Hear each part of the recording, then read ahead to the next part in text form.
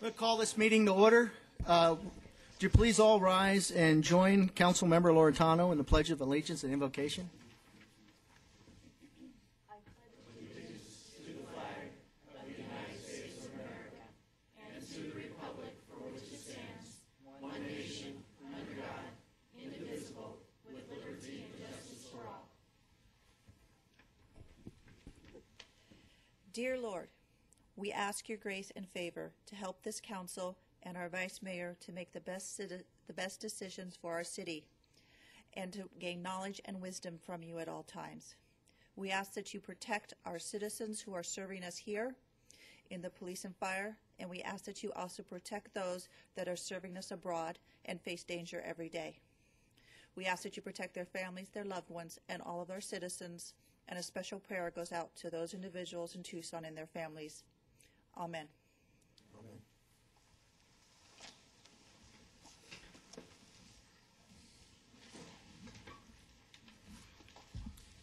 City Clerk, can you please read the roll?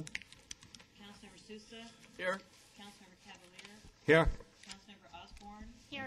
Councilmember Loretano. Here. Councilmember Gilzer. Present. Vice Mayor Pizzillo. Here. All present. We have no expenditures to ratify, is that correct?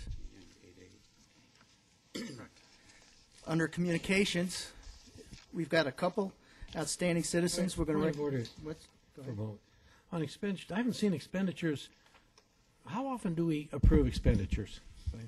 As we've indicated to the council in the past, and we worked with you, we're putting them on the internet every month after we send them to you. So we had skipped the city council meetings a couple months ago when the city council addressed that. Yeah, so we don't You don't get any of we them? don't approve No. those verbally anymore. No. But they're on the internet. If you have any questions, we can still raise those with the city manager.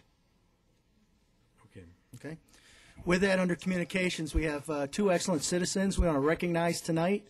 I'm going to first start with, was it Dr. Kathy Stafford?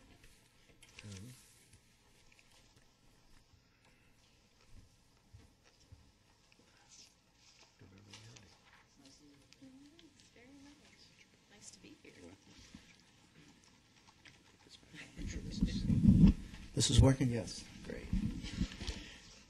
First, the City of Goodyear would like to recognize the achievements of Dr. Kathy Stafford, Superintendent of the Avondale Elementary School District, who was recognized by the Arizona School Administrators as Superintendent of the Year for 2010 for large districts. Let's give her a hand.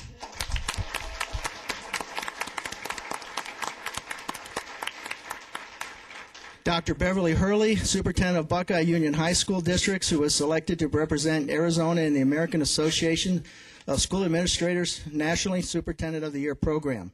Dr. Stafford's dedication to education excellence has distinguished her as a leader in the West Valley Avondale Elementary School District. Her career has spanned 36 years. Don't look a day over 29. Okay. One example of her leadership is reflected in the successful reconfiguration of various multi-grade campuses to K-8 schools, a process that spans several years and has contributed to the success of the school district. All schools of the Avondale Elementary School have moved to high performance or performing plus, and that's a great achievement because I've been there to your turnout, and I'm proud to see that. Dr. Stafford has unequivocally demonstrated the qualities of character and excellence that are truly respected and admired by her peer students and community. Again, thank you.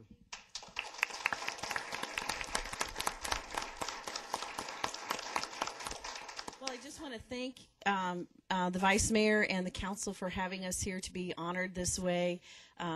We are Avondale Elementary School District, but really, most of the schools are in Goodyear, and you all know how school boundaries don't match city boundaries, but we're very proud to be a part of that. We've built 5 schools together and put some gyms on some campuses, and so I want to thank the Council, and I see some people sitting in the room, like Chief Brown and Chief Gayrd and quite a few people that have helped us do that. Harvey Krause, You know, and when I say we, I can say that honestly, that with the support of, it starts with Harvey Krause's department and moves all the way up through planning and zoning, and certainly in front of you as a council. You have been our advocates with the developers, and we have built 5 schools and have not had to purchase any land to do that. And that's because of the wonderful partnership that we have together. And then we were able to put some pretty nice gyms on those K-8 campuses. And if you haven't been to Copper Trails, excuse me, Dr. Hurley, but I think our gym kind of compares to some cool things that happen at high schools. So there's some absolutely wonderful facilities and some great staff and great people that are doing wonderful things in our district to help our kids just show how very smart they are. So I'm very honored to take this. I thank you for this opportunity, and certainly I don't do this alone. It takes a lot of people to help me do this, so thank you.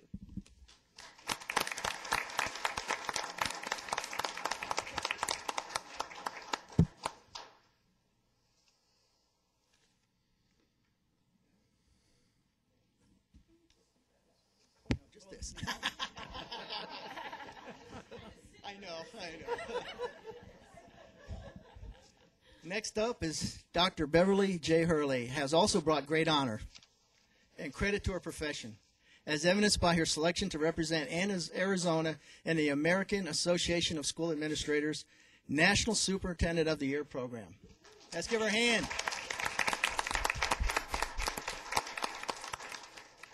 Again, Dr.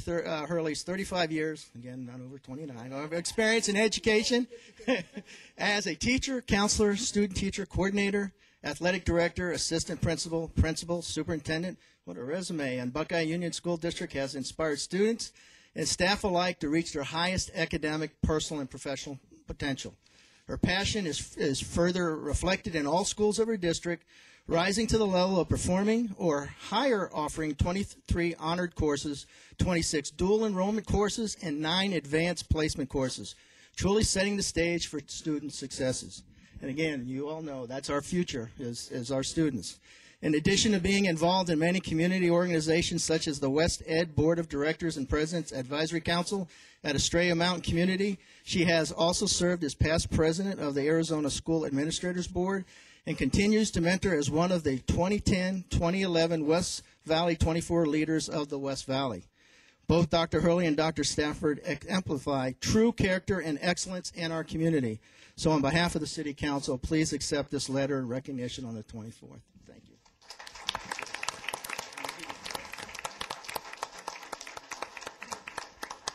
Thank you so much for having us here this evening. As Dr. Stafford said, it's wonderful for the West Valley. We're very proud of that. And as she mentioned, although my district is Buckeye Union High School District, one of the crown jewels in our district is Estrella Foothills High School in the city of Goodyear. And we have an IGA with the city of Goodyear. We do a lot of partnerships with facilities up there, and our Performing Arts Center rivals the very best in the country, we feel. The citizens of the community have helped pay for that through bonds. We're very grateful for that support. And I'm also very grateful for the support of the City Council.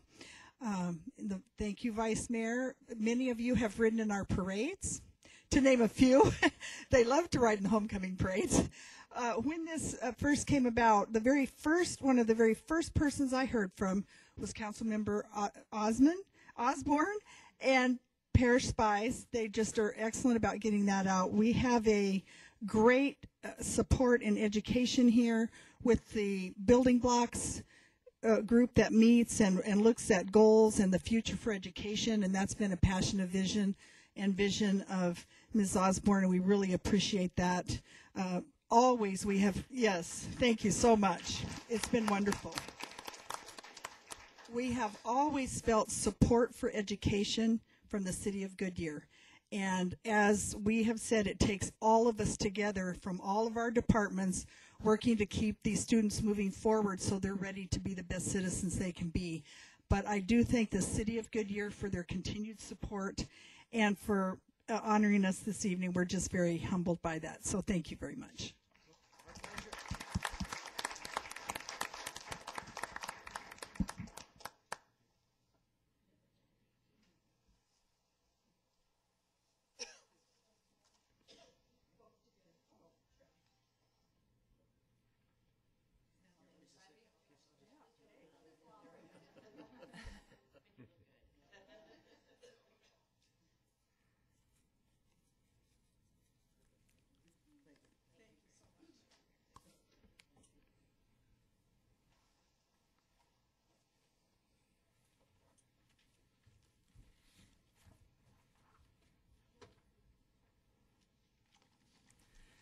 Next up, Mark Brown, Yana.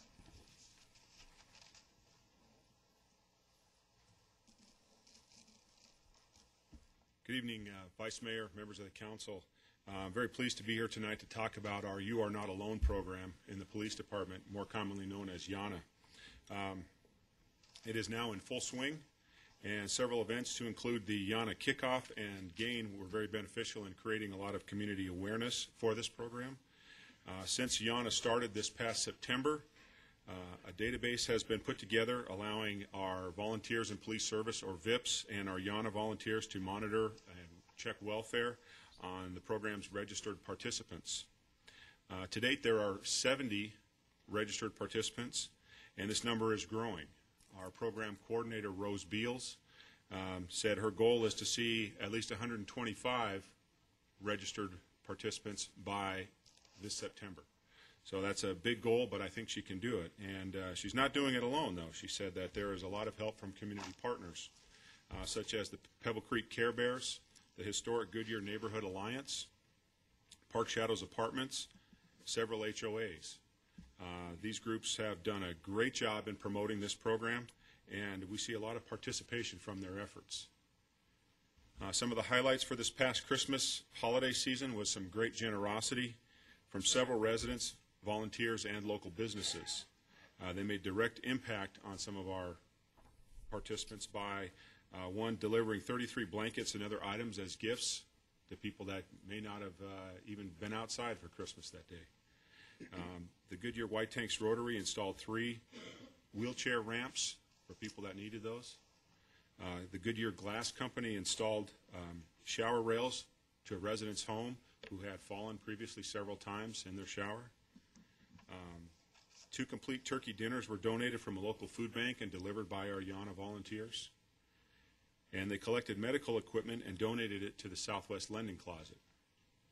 So in closing, the YANA program has created a very positive customer service image tool for both the city and the police department.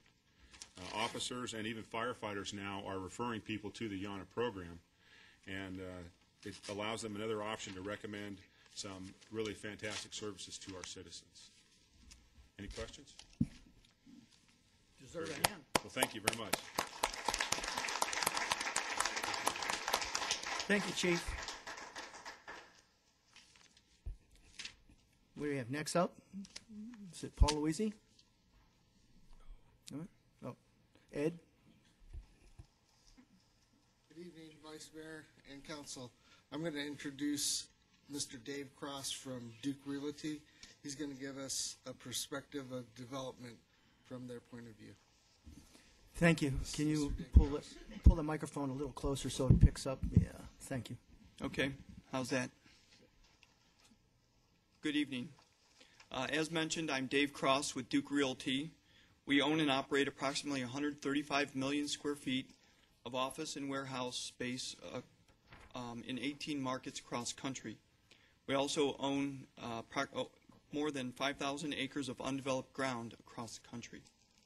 In Phoenix, Duke Realty owns about 2 million square feet of warehouse space, half of that being located in the city of Goodyear. Additionally, we own about 160 acres of vacant ground located in Goodyear Crossing Industrial Park, located at the northeast corner of MC 85 and Cotton Lane. From our perspective, we've been involved with 9 projects in the city of Goodyear. A couple of the latest being the SunTech Solar project, and one to come soon, the National Oil Well Varco project. With regards to the current real estate market, it seems to have turned a corner. Vacant distribution space in greater Phoenix market is being absorbed.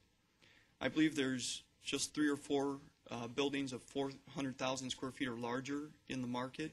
A year ago, that would have been 8 to 10 buildings.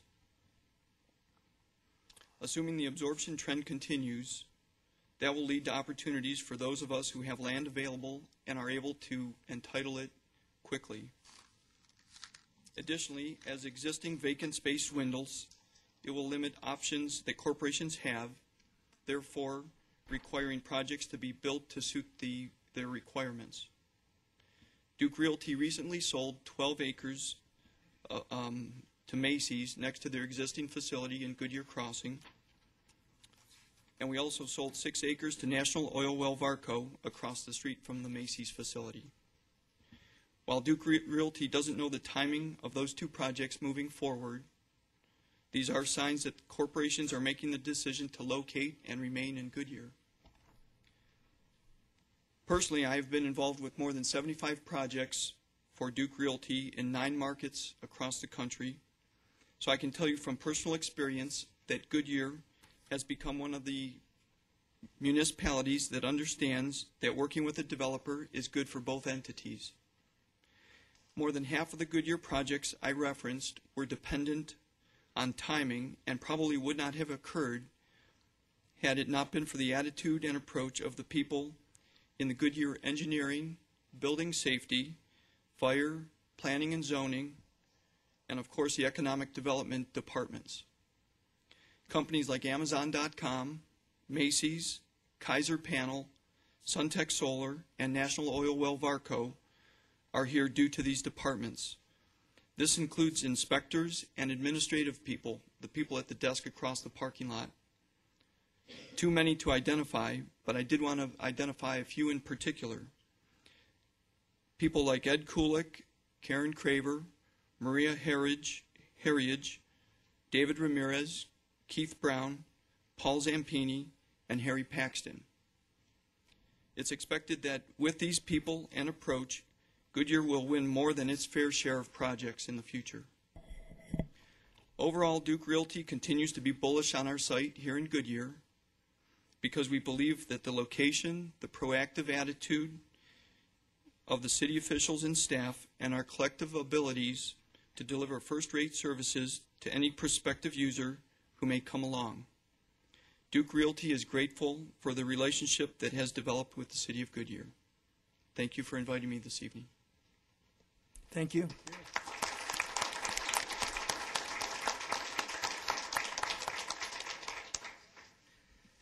Now is the time for the citizen comments on any non-agenda items. Speakers limited to 3 minutes. Before you speak, identify yourself clearly, state your name and address, please, for the record. Do we have any cards? Not for non-agenda items. Not for non-agenda items? Okay. Then we'll move on to the consent agenda. We have, what, E and F that's coming off, is that correct? Yes. Okay. E and F. E and F on the consent agenda are being removed. Pulled? Pulled, yes. For a later date? For a later date. Okay.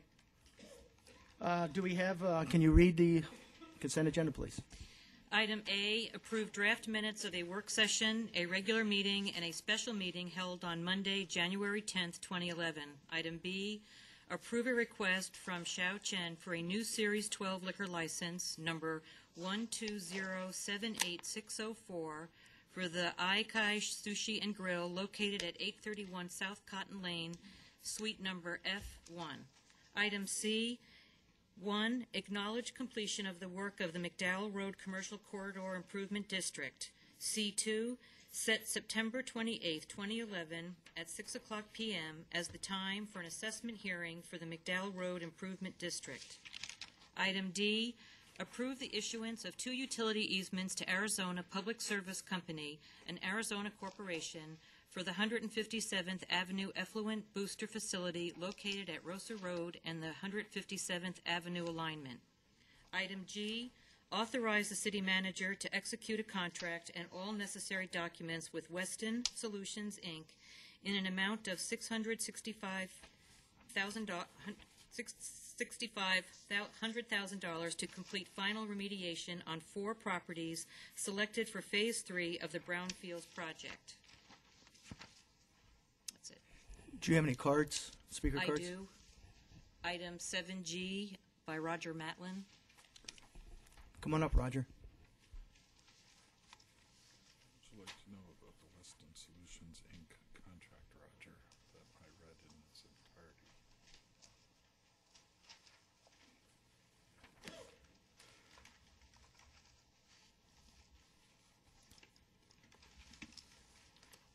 Good evening. Pull that a little closer, would you? Good evening. Roger Matlin, Goodyear, Arizona. And on this item,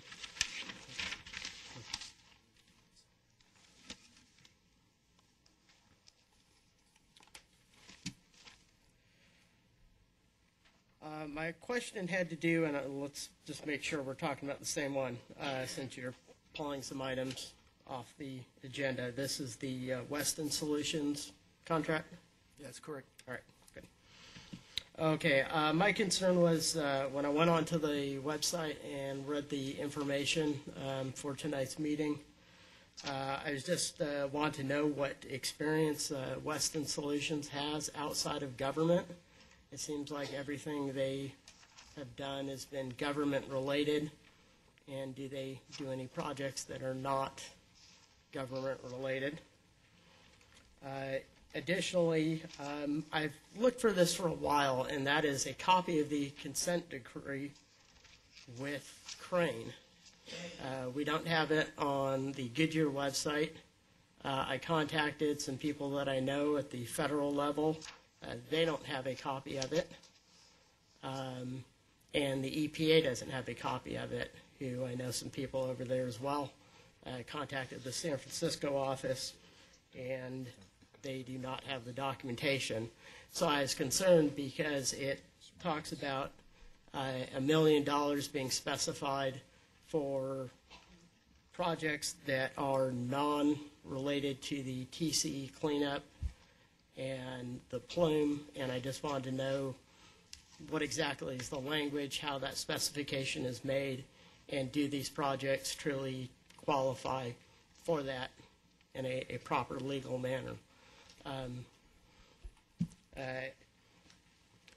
And then finally, and you've heard me concerned about this before, but I'll state it again. One of the sites that is identified as being cleaned up for this project is, of course, the city center site. And I don't know why you're spending $665,000.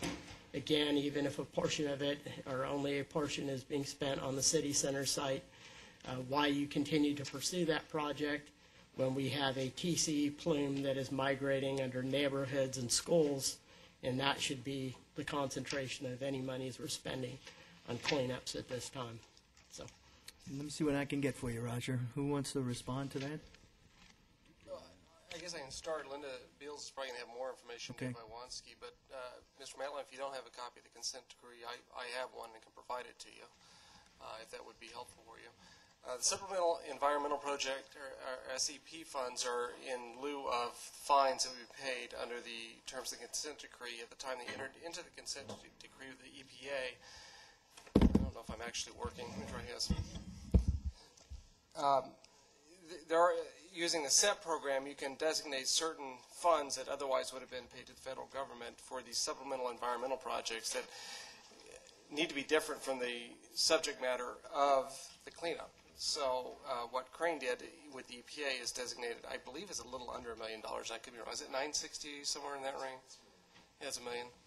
That under city designation could be used for these other projects. And there's a certain process you go through to identify these projects, and certainly $1 million when it talks about an environmental project doesn't go a long way. I mean, so you have to kind of size the projects to meet the amount of the funds. I know Dave and Linda have been the lead on that, and they can probably speak a little bit more specifically regarding these projects. But generally, that's the concept of these SEP funds, and if I'm off track, certainly correct me. It's been a while since I've looked at that consent decree. Exactly correct, Council. Okay. But do you have a copy now, or can I get a copy to you of the consent decree? No. Like I said, the EPA, the federal government, every agency has said they do not have a copy of it. We'll get one. And I would. I'm sorry. I hate like to correct I said, you, the city Mr. website Matlin. doesn't have a copy. Catherine Brown, the head of the EPA, obviously has a copy of this. And as Rourke said, we will get you one because we have one certainly here. If you had asked the city, we could give it to you. All right. We'll get Rourke to get one now. And I did request it from Dave Iwanski a while ago, but never got a response from him. We'll get you one. We'll get you a copy, Roger. Is there anything that you want to add, Dave or Linda? Please up to the microphone. Thank you. My name is Linda Beals. I'm the real estate coordinator here at the City of Goodyear. I would like to let you know that we do have representatives of Weston Solutions here tonight. They could speak to the council if you wish with regard to their experience in reviewing their resume. We did note that they did have private as well as experience in government cleanups. We did go through a request process and a committee to review them against a number of other firms. And as part of that process, as we went through it, we also included both a party from the City of Phoenix in our review panel, as well as a party from the City of Peoria, so that we made sure we had experience with regard to environmental cleanups on our panel, so that we made sure our selection was appropriate, as well as internal members of that committee.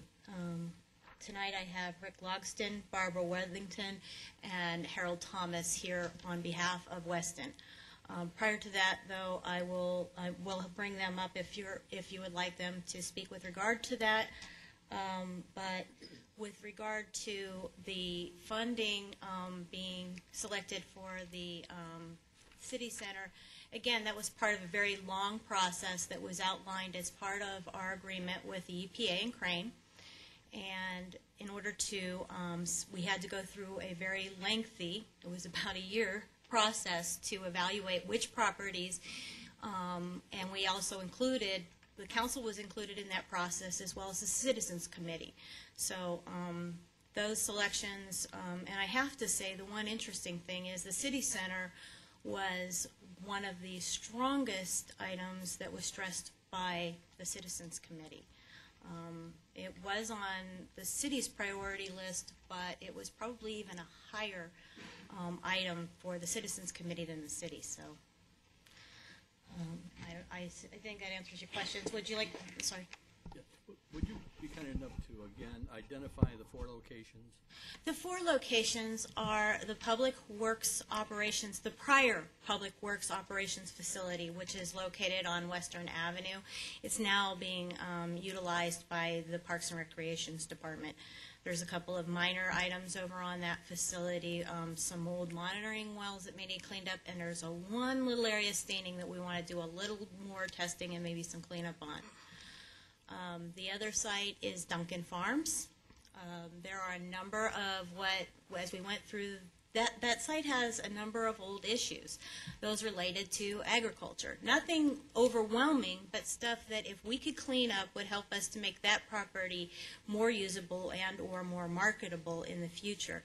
A lot of old septic facilities and that type of stuff, hydraulic stuff for farming operations. So is this the property the city owns at the present time? Right. Okay. Right. There's 40 acres south of, or on Indian School over near Cotton Lane. The other sites are the 2 city center sites, the city center location itself, as well as the park location there. There are some issues with regard to some pesticides that have been utilized on those properties in the past, and some ability with these funds that are very specifically, they can only be used for certain things. They cannot be used as part of the cleanup for the plume underground.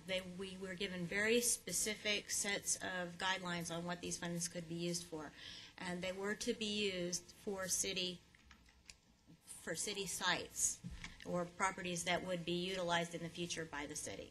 Good. Thank you. I appreciate it. Did you want me to have Weston come up? No, I have a question. Oh, sorry. I was going to pull this too because I had some questions on a different, little different direction, and that is, will this contract, if all comes out well with this, help us to gain the be able to get our license from the state to go ahead with the Adaman project? I mean, isn't there a cleanup that's holding us back? This isn't related at all to that, Mr. Not related to that at all? No.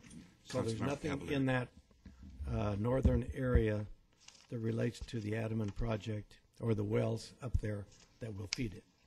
So, okay, that's all I wanted to know. Thank you. Before we ask, Roger, did they answer your questions? Okay, thank you. Is there any other questions? Any members of the council or any other items they'd like to pull? Okay, with that, can I get a motion? Move the adoption of the consent agenda. Second? Second. All right, so we've got a motion for Councilmember Sousa, and we got a second from Councilmember Osborne. Roll call. Councilmember Sousa. Aye. Councilmember Cavalier. Aye. Councilmember Osborne. Aye. Councilmember Laritano. Aye. Councilmember Gilzer. Aye. Vice Mayor Pizzillo. Aye. 6-0, it passes. Thank you. Now we go to our business section of the agenda. Going to open a public hearing here, conduct a public hearing to consider an amendment to the 2010-2015 5-year consolidated plan. Thank you, Katie. You're going to do the presentation? Thank you, Vice Mayor and members of the council. As you're aware, the city participates in Maricopa County's Urban County program, which allows us to apply for CDBG funds or Community Development Block Grant funds. These funds are used for a variety of projects, including water line replacement, the Western Avenue improvements, and we're currently working on park improvement project. In order to participate in this program, the city must have a 5-year consolidated plan which outlines the needs of Goodyear and the proposed projects to meet those needs. It should include participation from our citizens and input from them on our needs. Any potential project must be listed in the consolidated plan in order for us to apply for funding for that project. And City Council adopted our 5-year consolidated plan on September 28, 2009 by Resolution 09-1331.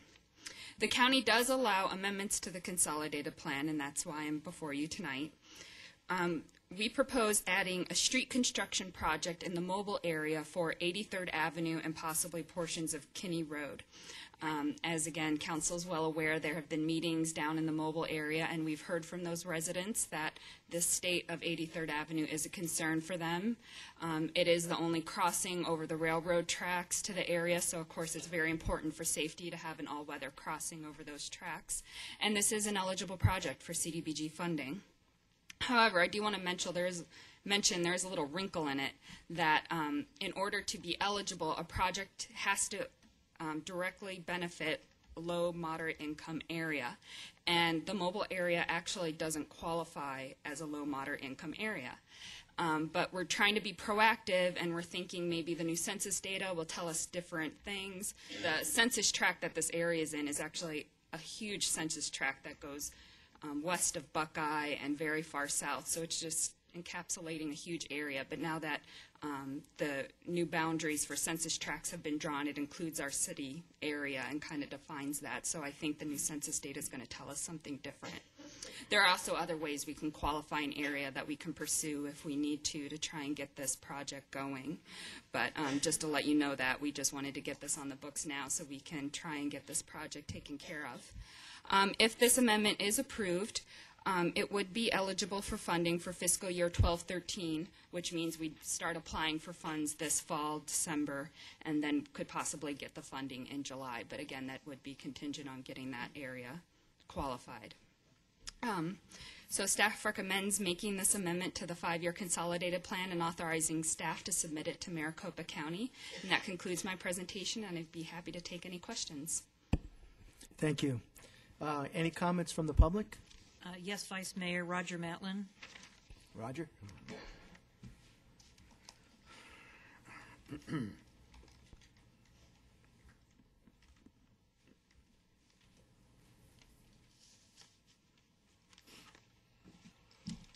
Roger Matlin, Goodyear, Arizona. So glad to see so much public participation here. What's your question, Roger? Okay, well, I have a couple of questions on this issue. The first is anything by adding this onto the 5-year plan, is anything being replaced or removed that was on the 5-year plan? And if so, what is that item? The next one is, it seems to me that, having been at the council meeting that you had down in Mobile, and yes, it's a rural part of the county and our city. But there are also, as I recall, only 27 residents down there. And that being the case, why are we trying to get money for a project that is not going to, an area that is not going to be built out for probably 10 years when we should be focused on projects here in the primary already developed part of our community? It doesn't make any sense to me, and it seems like either there's an agenda on the table to start building out an area that we shouldn't be doing, or that we're just trying to get money like we have in the past, and it just doesn't really make sense to me. Most of the people down there I spoke to at that council meeting said, yeah, we drive trucks, and there's a reason we drive trucks, and there's a reason we live down here, because we don't want the paved roads, we don't want the big city lights, we like our rural community. So it seems odd to me that you'd be putting this on and then suddenly trying to get money for it. And I would just ask that you consider delaying this, that it not be added to the 5-year plan, because we have more important things in the already developed areas of Goodyear. Thank you, Roger. I guess the one question he had was something pulled off in place of this? Thank you. Thank you, Vice Mayor and Mr. Matlin.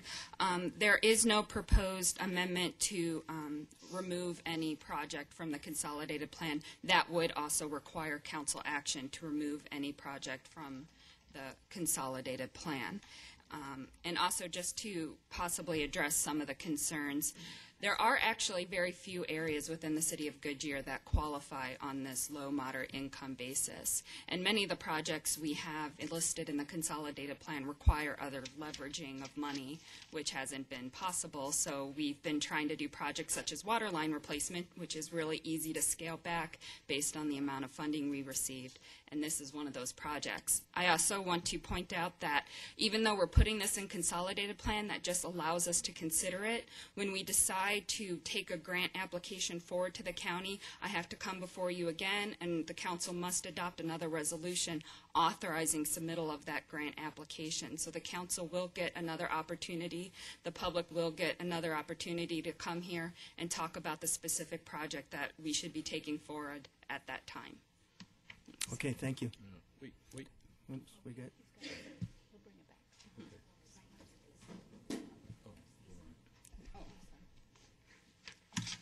Go ahead. Wally Campbell from Goodyear, Vice Mayor Pizzillo and members of the council. I spend a lot of time in Mobile, and it has come to my attention time and time again that they ask that we do something about their roads. When they take the children home on the school buses and the holes in the road, and they tear the buses up, they have an inordinate amount of expense to redo the shocks and new tires. So I would certainly encourage you to do this for the citizens of Mobile who definitely want a decent road to travel on. Thank you. With that, City Clerk, read the resolution by title only. Adopt Resolution 11-1415, approving an amendment to the City of Goodyear strategic objectives for 2010 through 2015, authorizing the submittal of the amendment to Maricopa County and establishing an effective date. Excuse me, Mayor Pizzillo, please close the public hearing. Oh, sorry. Public hearing closed. Sorry. All right. Public hearing, you've read the title. Second is, do we have a motion? Mayor, I'd like to make a motion that we approve Resolution 11-1415 as read by the City Clerk. Second.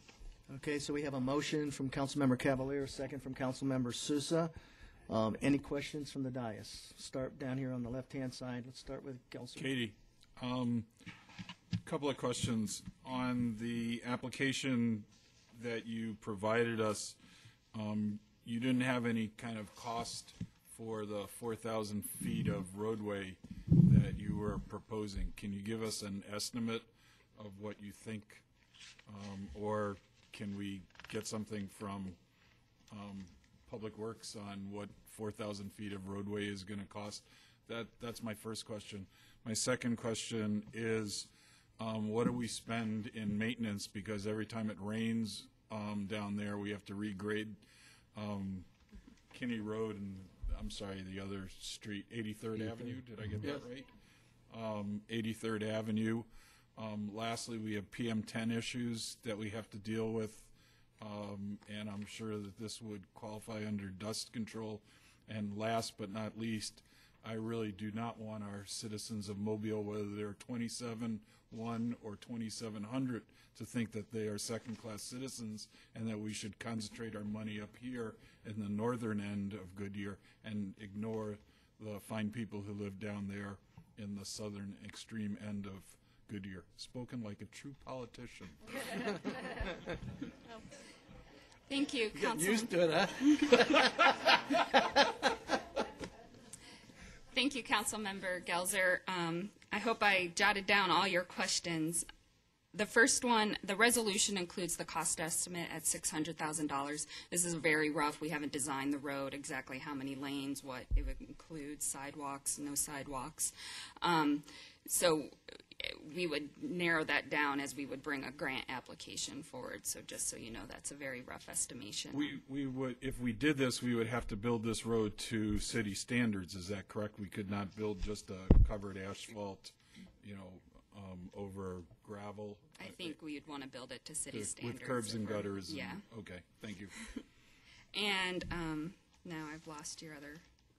We were talking about maintenance, Maintenance, after, yeah, and PM10 issues. Councilmember Gelzer, there's certainly PM10 issues. I don't know of any violations that have been in the area, and I don't know the exact maintenance costs. Again, that's getting to a level of detail that we'd probably bring forth to you when we would bring the grant application and the fiscal impact of the grant itself. Councilmember Gelzer, excuse me. Mr. Mayor, Councilmember Gelzer, I can tell you that the city spends approximately $200,000 a year on the grading and work on those roads. But that's all the roads in the Mobile area. So we would still have to do grading in Mobile, but this is the primary access across the Union Pacific Railroad. Mm-hmm. And this would be a 2-year project, not we would go after this in multiple year grants, is that correct? Or would you go after this in one fell swoop? Thank you. It depends on the amount of funding available. Just how much we think we could Depends get. on how the committee looks at it. Yeah. Thank you very much. Councilmember Osborne? Oh, I think Mr. Gelzer said it very well. I was, concerned about the PM10 issue. I don't know that there are many violations down there, but it's still a situation as a city that we now have to look at. And but most importantly, the maintenance, and that is what some of those citizens have asked for. So I completely understand that. Frank has done a great job for years being down there fighting for money for the city, and I think this is a respectable situation to go for. So I will be in favor of it. Councilmember Sousa? Yeah, one of the things we've got to remember that we're talking about 27 families down there. These are citizens now of Goodyear, and we shouldn't consider them as second cousins.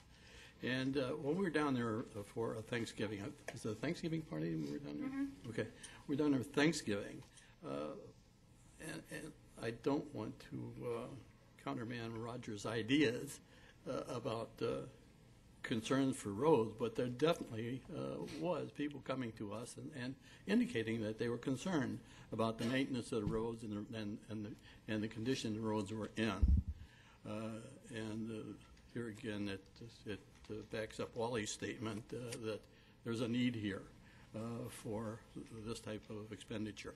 And by the way, these are county funds, right? They're federal funds. Federal funds. So okay. Yeah, they are federal.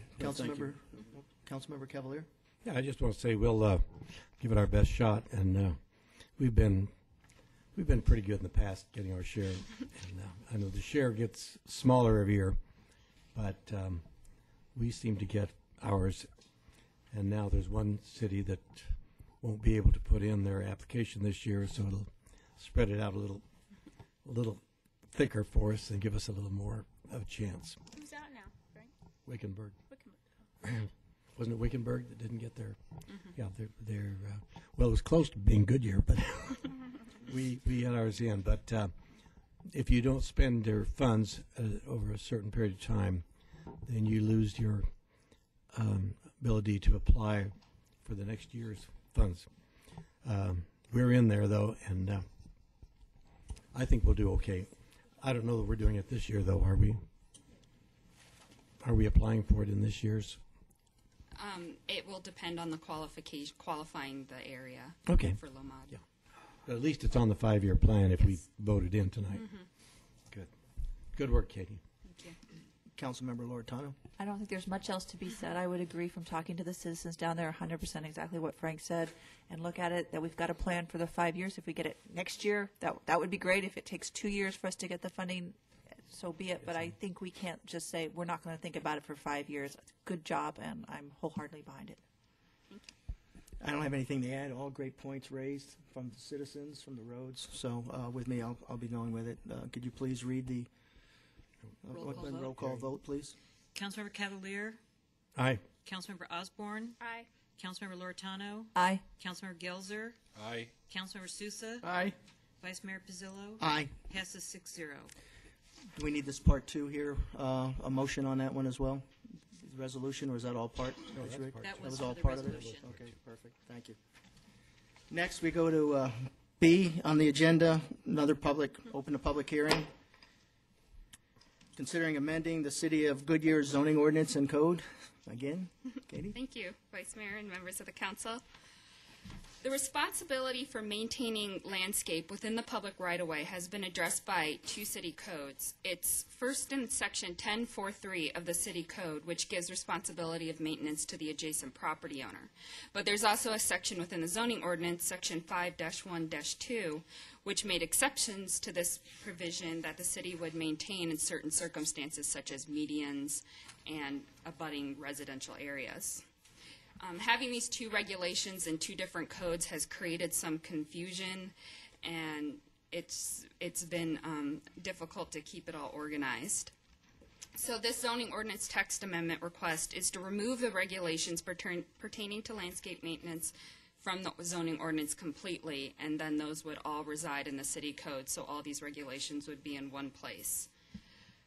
This proposed amendment does not make any changes to policy. However, the item just after this are changes to Chapter 10, and I just do want to note for the public that there are proposed changes to policy for landscape maintenance, and those will be discussed next under the Chapter 10 changes.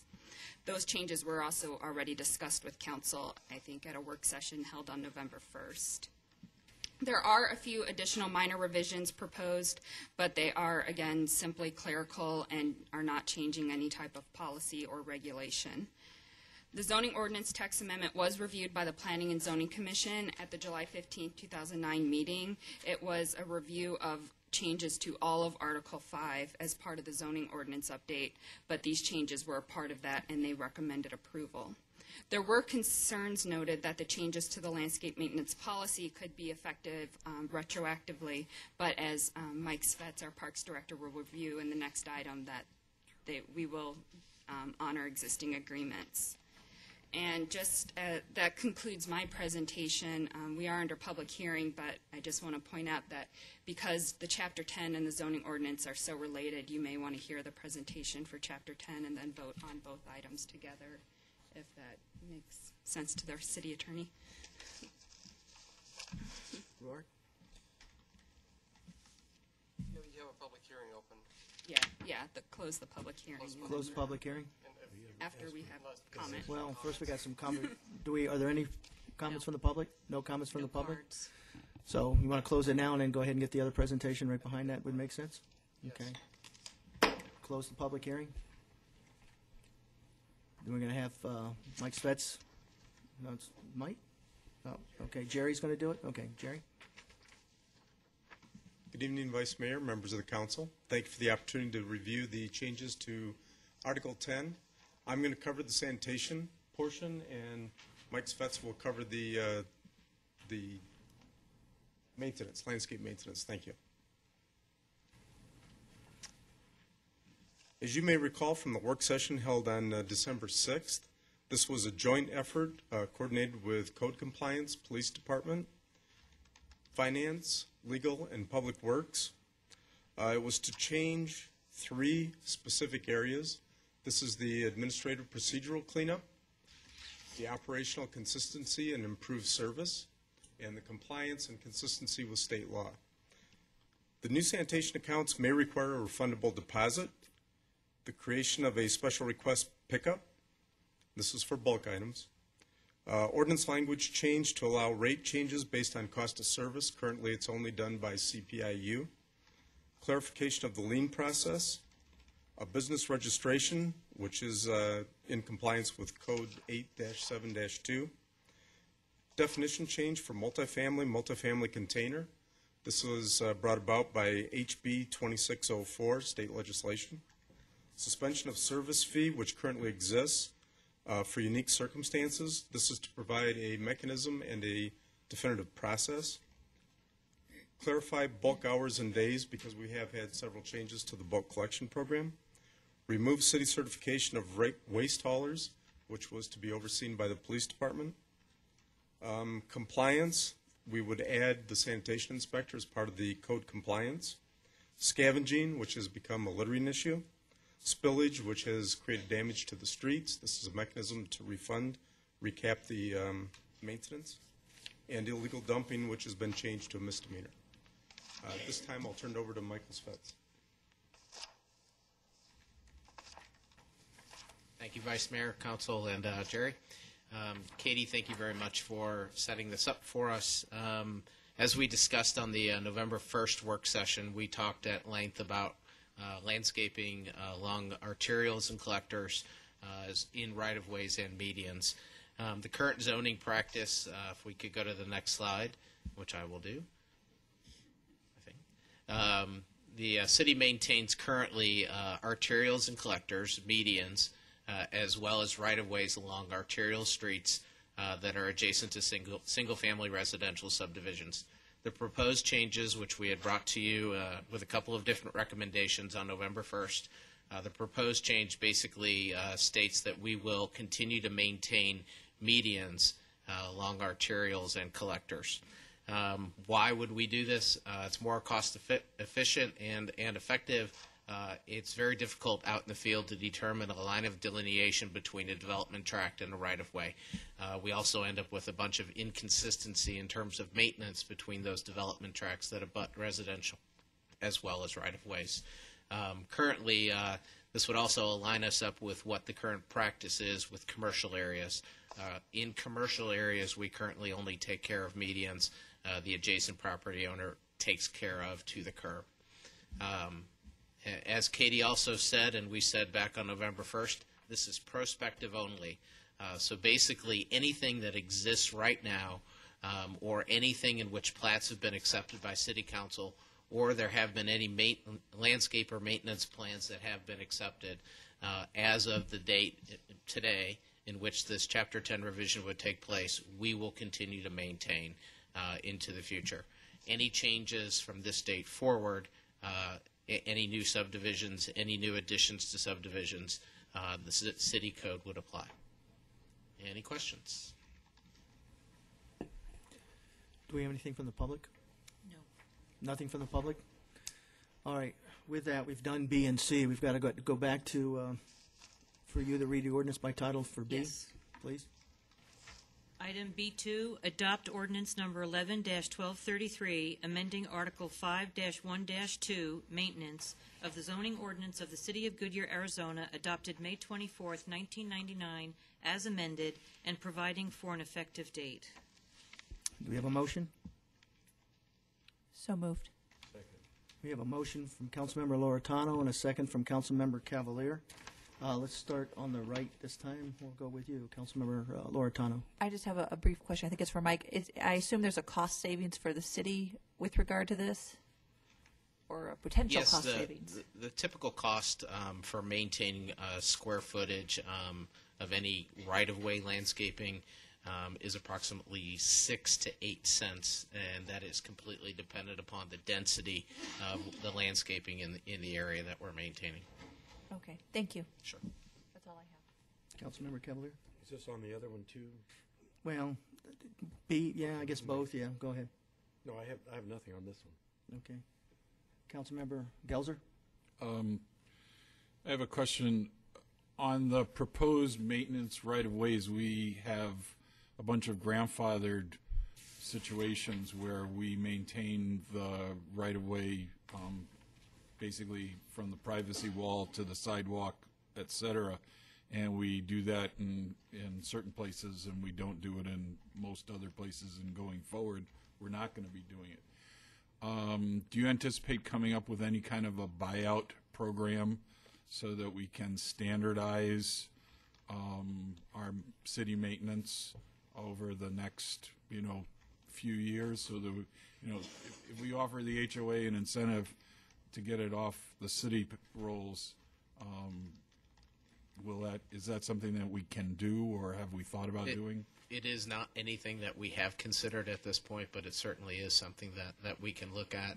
One of the reasons that we were very sensitive to doing this prospectively is, with all due respect to HOAs at this point, we know that they have difficulty in maintaining some of this landscaping that they have existing already, and so we didn't want to place that burden on existing residential areas or HOAs. We felt prospectively it gives us an opportunity to really look at it holistically in terms of density of planting, the type of plants that are planted, to really hopefully encourage a little bit more environmental concern, a little bit more environmental sensitivity, having landscaping that is has more water conservation to it and is easier to maintain. That is partly why we felt like we could do this prospectively, because we have an opportunity to work with all future developers along those lines. But getting back to your question, we have not considered that, but it is definitely something that we can bring back to City Council if you do wish. I think the, if you can teach the HOAs how to minimize the cost of this additional maintenance through possibly, doing some replanting or taking out water, very water demanding plants, I think it's going to benefit both the HOA and the city. I sure would like to see us have a consistent policy throughout the city of, we maintain the medians of arterials, and, the people who own the adjacent property maintain what's their property. Understood. Thank you. Councilmember Osborne? Well, the one subdivision or two that come quickly to my mind, of course, is Wildflower Ranch, and they would be hit most by that situation. I am concerned, though, with our own wording that we're going to be able to stick up to our end of the deal, and that's D, any plant material that does not survive shall be replaced within 30 days. Are we going to be able to live up to our own standards? We will, provided the time of year associated with the planting is appropriate. And I think, as we discussed at that work session, that is one of those situations in which we will handle on a situation case-by-case basis. We certainly do not want to be replacing plants, I think, during the months of May through September, just simply because of the heat. Well, I respect that completely. It was more of a, will we do it? That Yes. was my concern. We certainly are investigating. We do have a certain amount of funds each and every year to handle what we can handle. Do we financially have the ability to handle it all at this point? No. Well, and I know we don't, but it's difficult to agree to something that we're saying, any other landowner has to take care of, yet the city can't take care of its own. And so that's where I struggle. But I think going forward that this is a good policy. And, speaking to some of these HOAs, they may be, willing to do that. Some may financially, I don't know. Wildflower has gone back and forth on that same discussion. So it's hard to say. Understood. Thank you. Thank you. Councilmember Sousa? Yes. We did some planning at our monument across from one of the restaurants, and they seem to be holding up very, very well. I'd like to see that program, and I've talked to the city manager about this, to continue that if at all possible financially, because it adds a beauty to the city. I call your attention to the entry sign that sits at Litchfield Road and I-10, and at the empty lot there. And it sits by itself, and the scrubby grass around it, and it's not attractive at all. It doesn't represent Goodyear as it should be. So keep that in mind. I have a question for Jerry Postma. When you were reading through the programs that you're going to change, you were hesitant or said something about scavenging. Do you have concerns about that, or has it caused any problems for the city? Vice Mayor Pizzillo, Councilmember Sousa, yes. The police department has raised this. This was actually their recommendation to include in the ordinance. There seems to be a lot of people who tend to go through not only the bulk piles and create litter up and down the streets, but they're also looking through the recycling bins and taking metals out, because nowadays with the cost of excuse me, scrap metal, there is a problem. Okay. Well, good then. Thanks for making it part of the proposal. Thank you. Is that it on this one? You go ahead, Frank. Yeah, I have on the scavenging. I've just as a comment, there are people who've set out something like an old refrigerator for the bulk trash pickup, and I know one couple put out a refrigerator and put a sign on it, free, take if you wish. And it sat there forever. They took the sign down and someone stole it. And, it's amazing. But I guess this is just the way people think. They put this out for bulk trash, and it's probably worth something. They want to give it away. It isn't worth anything. The other one I have is the spill-proof vehicle. Boy, this is one of the worst problems we have going up and down our parkway. And I'm not going to blame contractors. Whoever does it, and I don't know what their trucks are, and I've seen how they do it. They throw their trash in the back of the pickup. They know the minute they get on the parkway and go over 25 miles an hour, that stuff's going to fly out. And that keeps them from having to clean out their pickup. Now, I don't know how you're going to enforce that, because I see that all the time. The stuff flying out of pickups, and our roadways are full of trash because of it. Is there any way we can put the word out or do something? I know we can't have police cars following our pickup trucks up and down the parkway, but we do have a lot of problem with that spillage. And then the people who are supposed to be our landscape cleaner-uppers don't get it all, because sometimes it goes down and below the bridge, and it's all over the place. Number one, how are you going to enforce that? And number two, can we do anything to enforce that? Vice Mayor Pizzillo and Councilmember Cavalier, I believe that's the intent of the ordinance. Like you said, they must be caught in the act, so the police must see them do that. Otherwise, it really is not an issue that we can cite them for. But yes, we intend to be proactive. We intend to have our inspector out looking at these situations and informing the landscape people that throw them in the back of the trucks. They must be covered and secured. Thank you. I'll just say that it's going to be difficult to control, but I'm glad to see it's in there, because it's at least we're addressing it. Thank you. Councilmember Osborne. I apologize. Jerry, you, and I think it might have been on the screen previous, we're finally having something that will help. I could call the common sense clause or hardship clause, where people are having issues with not being able to pay that bill.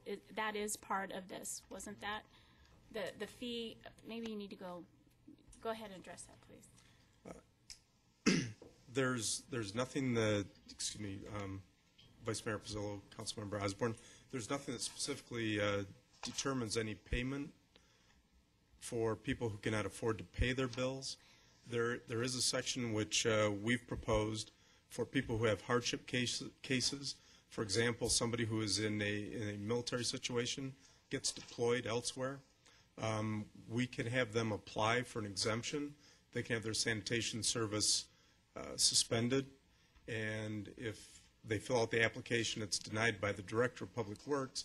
There's a mechanism whereby the city manager or his representative can have a hearing and determine if that's an appropriate case or not. That was part of this. I mean, we did not have that previously, and so this is a good help then. That is correct. Okay, thank you. Well, I don't have anything to add. All great discussion, and I agree with the points raised by the other council members here. I guess at this point, we've got a roll call vote on B. Lynn? Item 8B, Councilmember Osborne. Aye. Councilmember Loretano. Aye. Councilmember Gelzer. Aye. Councilmember Sousa. Aye. Councilmember Cavalier. Aye. Vice Mayor Pizzillo. Aye. Passes 6-0. Now we go to, you read the ordinance on, for C? C1, adopt ordinance 11-1232, amending Chapter 10 of the Goodyear City Code by replacing it in its entirety, providing for severability and an effective date. Item 2, adopt resolution 11-1414, declaring as public record filed with the city clerk and entitled ordinance 11-1232, replacing Chapter 10, Health and Sanitation of the Goodyear City Code. Can I have a motion? So moved. Motion from Gelser. Second. Second from Councilmember Loretano.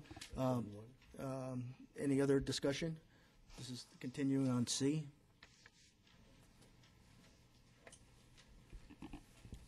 Seeing none, can I get a roll call vote?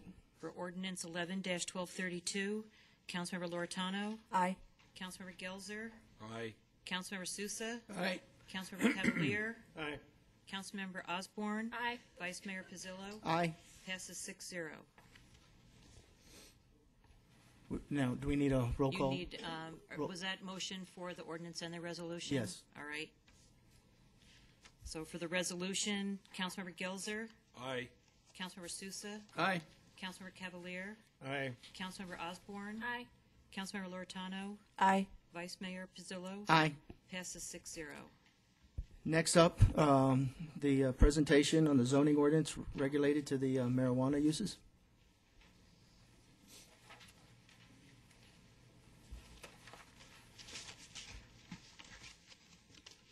Mr. Vice Mayor, council members, good evening.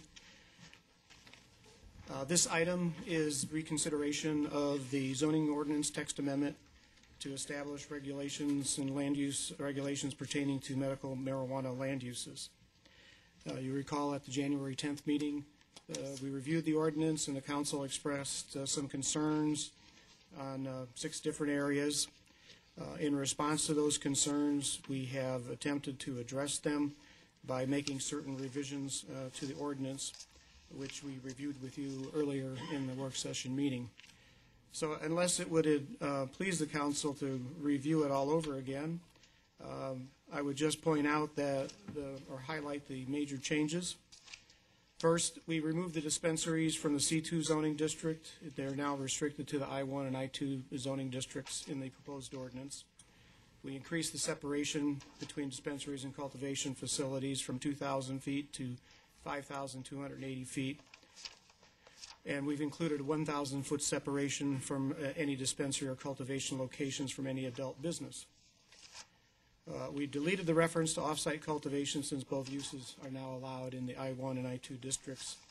And we added a definition of medical marijuana infusion to address that type of activity and restricted to only being allowed at a licensed dispensary or cultivation facility. In addition, we made recommendations for adding additional development standards for dispensaries, mostly directed at security issues.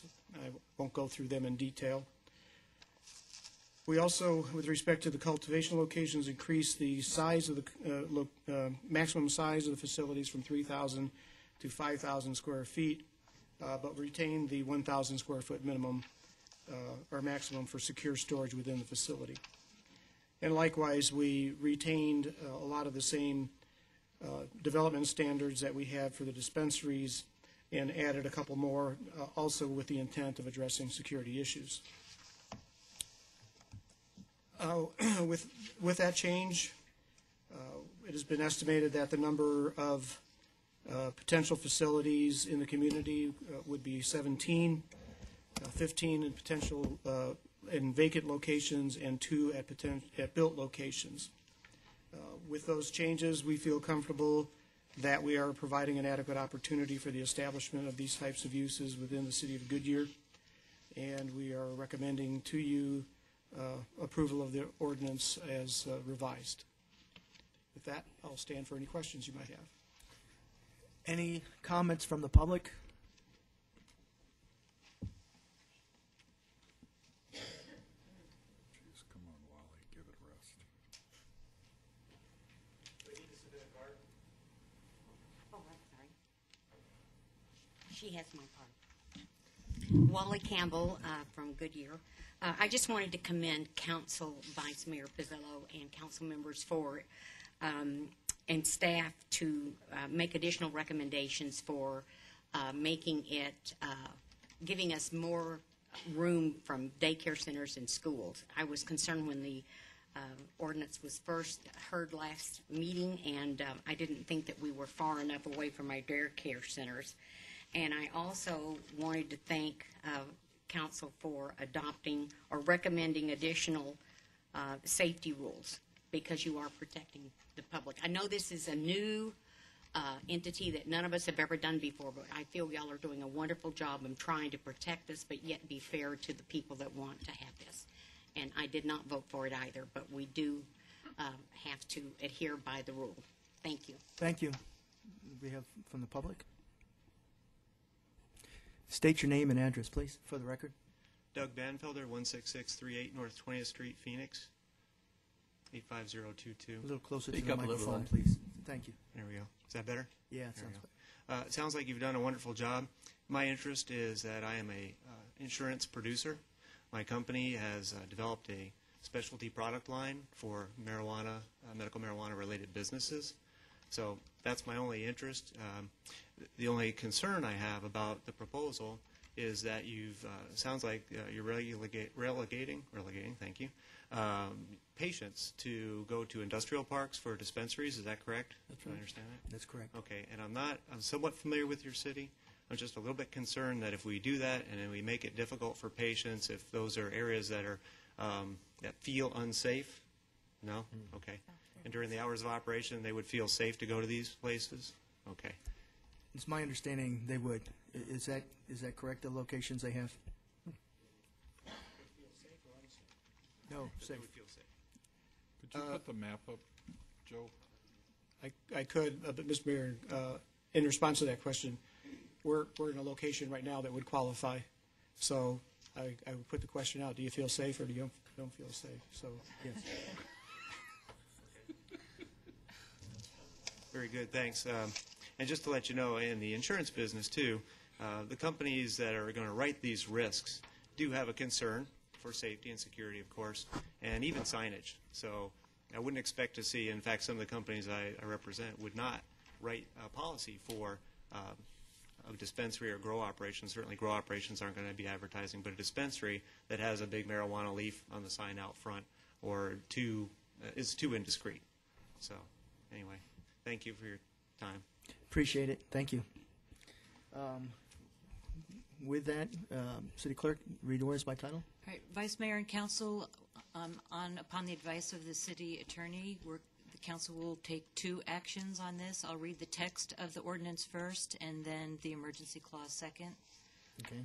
Adopt Ordinance 11-1231, amending Article 2, Definitions, Article 3, Zoning Districts, and Article 4, Special Uses, Uses requiring additional evaluation, non-conforming uses, and buildings, of the zoning ordinance of the City of Goodyear, Arizona, adopted May 24th, 1999, as amended to add definitions for medical marijuana cultivation location, medical marijuana designated caregiver, and medical marijuana qualifying patient cultivation location to allow medical marijuana uses authorized by the passage of Proposition 203 as principal permitted uses in the I-1 Light Industrial Park District and I-2 General Industrial Park District, subject to certain specific standards providing for severability. Mr. Vice Mayor, based upon the discussion in the work session, it'd be my understanding that when the motion is made, you may want to make reference to deleting 4-2-11C20, which is the requirement to have the security guard on duty. So you just may want to make reference to that. What was that again? 4-2-11C20. Gelzer. Okay. Well, then, do I have a motion? Yes, sir. Yes. What's your yes, motion? sir. What's I your would motion? I would like to move that we approve the ordinance read by the clerk, striking section 4-2-11C20, which refers to the security guard requirement. Do we have a second? Second. Okay, so we have a motion with Councilmember Gelzer and a second from Councilmember Sousa striking that provision. Any discussion? I have one question that we discussed, or I brought it up in the last time that we saw this, and until the gentleman came up and mentioned it, I had forgotten about it, and that was signage. And I don't know if there's something that we can do about keeping the lovely leaf off of the sign, but you know, I had asked, how can we be as stealth and discreet as we can be? Is there, but that we didn't talk about it in the work session, and so is there any thought that going forward we'll be able to say? Vice Mayor Pizzolo, Councilor Osborne, we did not talk about it specifically. It was addressed in the staff report for the work session. In that we reviewed it and felt that we were limited in how much we could regulate the signage on the facility compared to other similar businesses within the same area. Obviously, an insurer can tell his client, you know, I won't insure you unless you tone it down and keep it discreet. So they have some abilities that we don't have.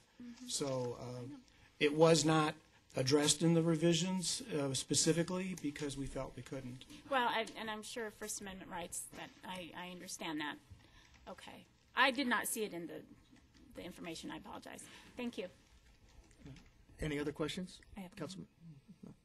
I would think, just to follow up on what Councilmember Osborne had mentioned, that if they want insurance, they're going to go by the guidelines of the insurance. Am I kind of accurate on that? So with that, they won't get any insurance. So that will probably drive that discussion. So Is that, you say you want the leaf on there? no, you don't want the leaf on No, No.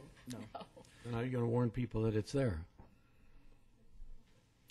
The idea is so that it doesn't advertise and draw people there on an unsafe basis. So, and the insurance is part of the issue. They won't get insurance without it. So, Yeah, hide it. That's Well, I hope it didn't make it sound like I wanted the leaf on the sign. I don't want the leaf on the sign. no, Thank you.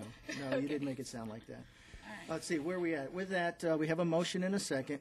Any further discussion on the council? no, except Vice Mayor. You know, I'll be voting against it. Yes, I understand. We have a roll call vote. Councilmember Sousa? Aye. Councilmember Cavalier? Nay. Councilmember Osborne? Aye. Councilmember Loretano? Aye. Councilmember Gelzer? Aye. Vice Mayor Pizzolo? Aye. Passes 5-1. And I'll read the second part. Yes. I'm not quite sure if this is right, but as adoption of Ordinance 11-1231 is by declaring an emergency and providing for an effective date. So moved. Second. Okay, so we got a motion from Councilmember Gelzer, second. Councilmember Osborne. Discussion? I'll be voting for this one. Okay, so with this, we have roll call vote. Councilmember Osborne? Aye. Councilmember Loretano? Aye. Councilmember Gelzer? Aye. Councilmember Sousa? Aye. Councilmember Cavalier? Aye. Vice Mayor Pizzolo? Aye. Passes 6-0. Next, we move to E on the agenda, professional services contract with Arrington Watkins Architects. Who's doing the presentation? Kim? All right. Good evening, Vice Mayor and members of the Council. Thank you for the opportunity to present to you this evening. The council action before you is requesting approval of a contract with Arrington Watkins Architects for the master plan and Phase 1 design services for the Goodyear Operations Center. Phase 1 of the Goodyear Operations Center project was approved as part of the fiscal year 10-11 capital improvement plan. The project area is a 96-acre site of city-owned land on the west side of Estrella Parkway, just south of MC 85. This land surrounds the 157th Avenue Water Reclamation Facility and the Public Works Administration Facility. While the Water Reclamation Facility and Public Works Admin Building will remain at this location, they will be factored into the overall master plan of the surrounding property as it pertains to adjacency and boundary requirements. Note that there are a couple of elements outlined that are currently on the site that are within the master plan area that will be included in the long-term analysis regarding whether or not they will remain at this location at build-out. They include a BMX park, which currently leases land from the city for the facility, which is not anticipated to remain at this site long-term, and also the existing dog park with parking and restrooms that's already built at this site.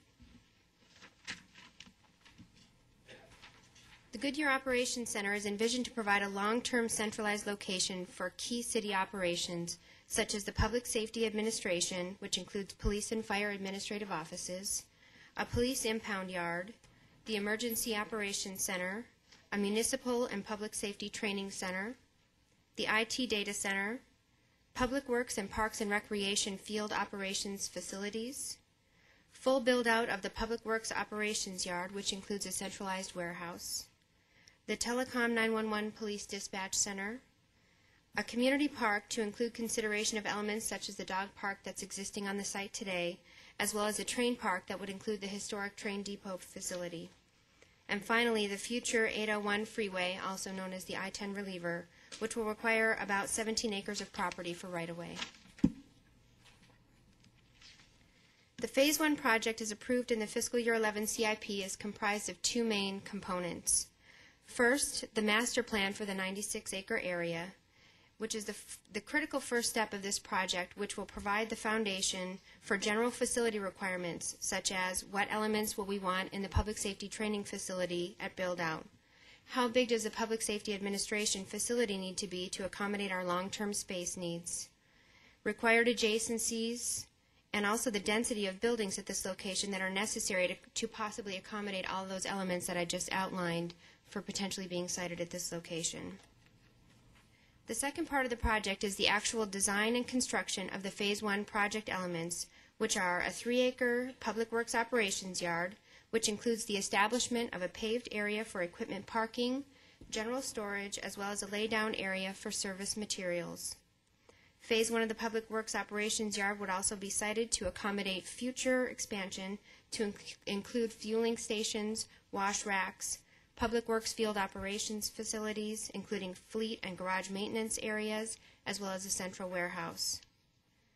Also, a 5,000 square foot 911 police dispatch center would be constructed, designed also for future expansion of an additional 5,000 square feet.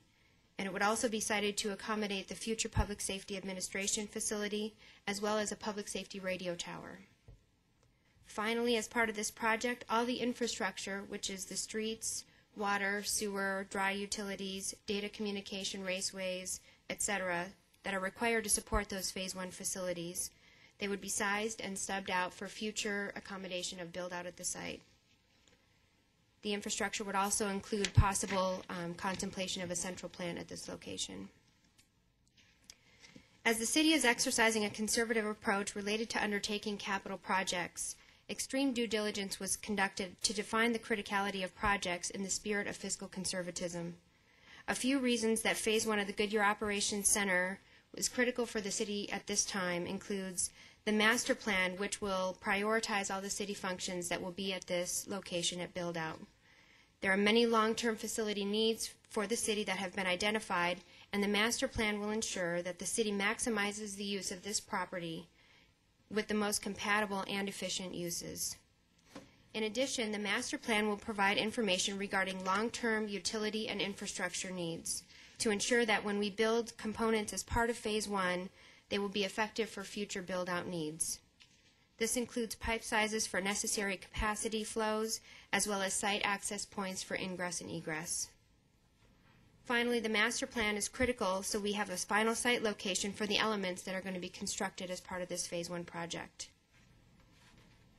The Public Works Operations Yard is critical at this time because the lease for the previous location has not been renewed due to escalating costs. While some of the functions have been relocated to be adjacent next to the 157th Avenue Water Reclamation Facility, that area is currently not improved and can cause concerns from an environmental perspective in relation to dust control and also stormwater runoff. The paving of the 3-acre area and providing storage elements provides a cost-effective solution to these issues. Also, the current police telecommunications 911 center is in the 1,800 square foot former City Hall location near Western and Litchfield, which was intended to be an interim solution for this function, and it's been about 7 years, I believe. There are existing anticipated concerns related to the sustainability of this location for our ongoing emergency communication operation for the city.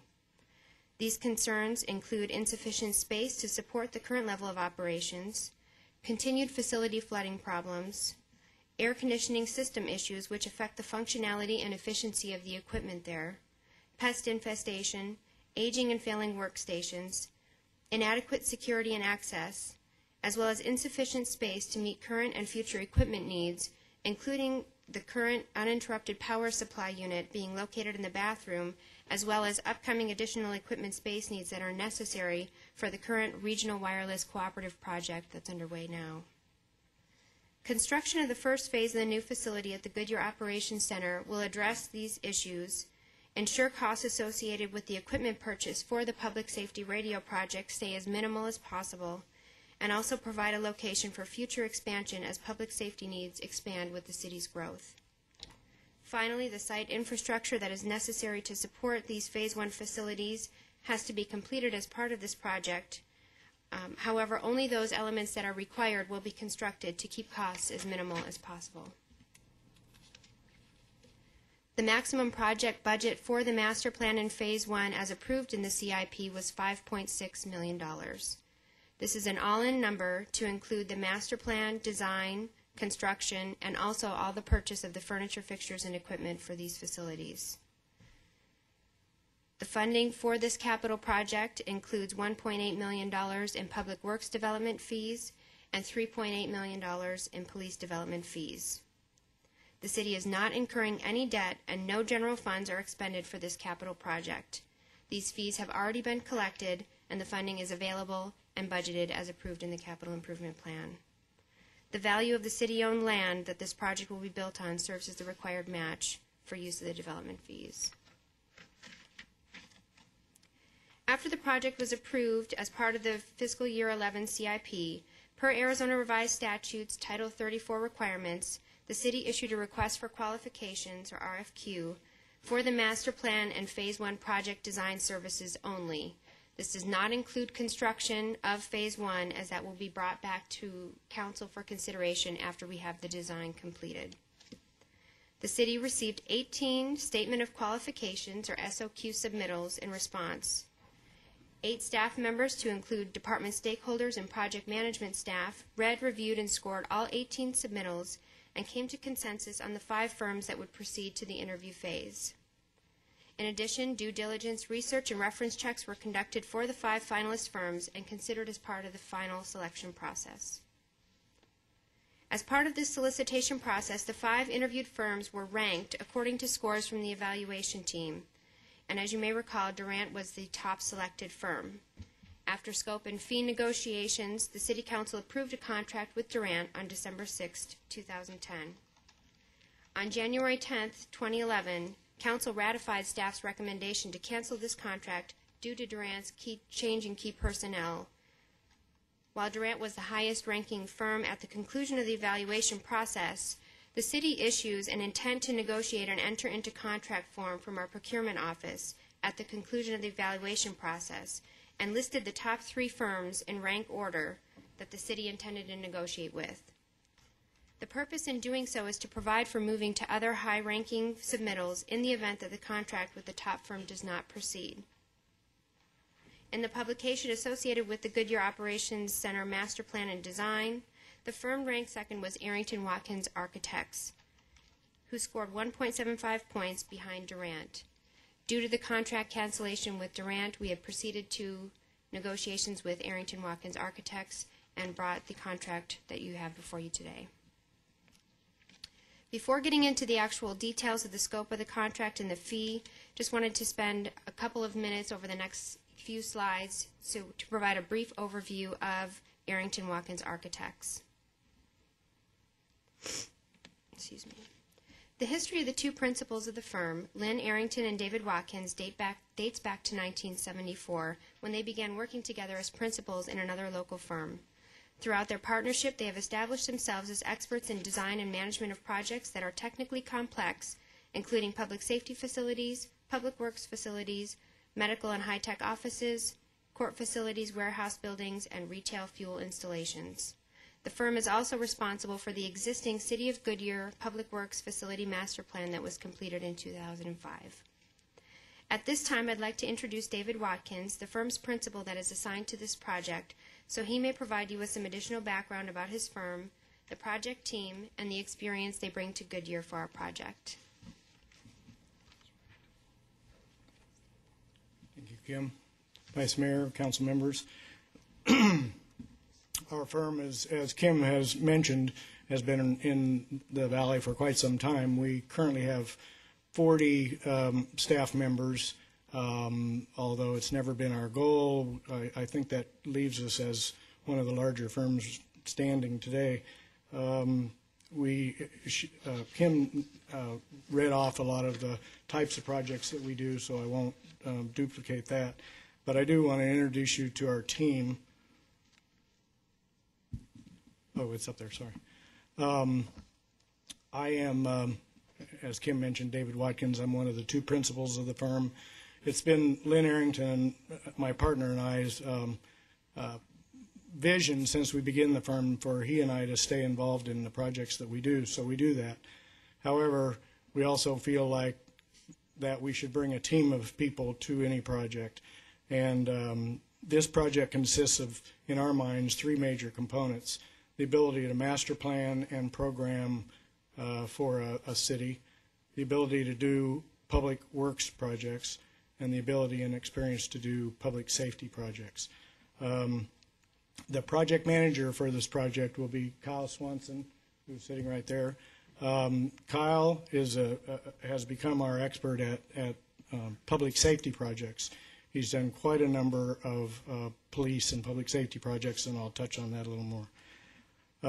The other side of this project is the public works, and Mike Quinn, who is right there, will be the architect for the public works. We three as a team, along with Tom Roth, who's also listed there, will be all active on the project. I've put together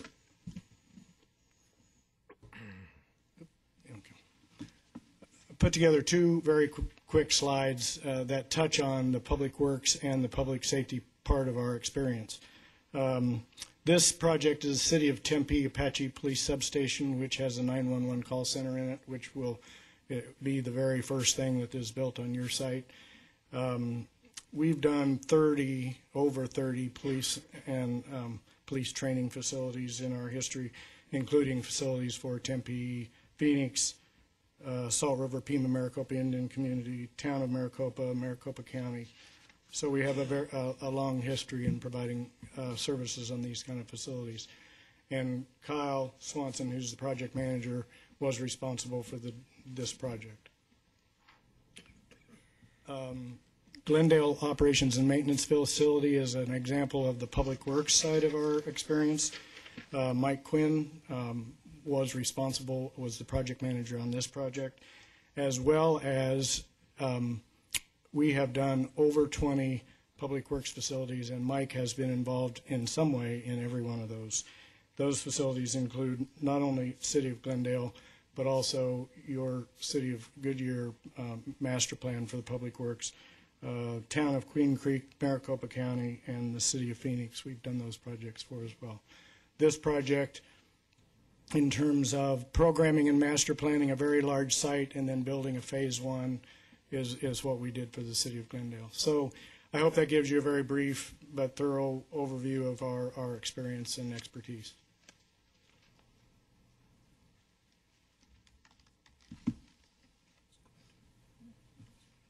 All right, now on to the details. Arrington Watkins Architects' proposed contract contains two distinct areas in the scope of work: the master plan for the entire Goodyear Operations Center, as well as the design of the Phase 1 project.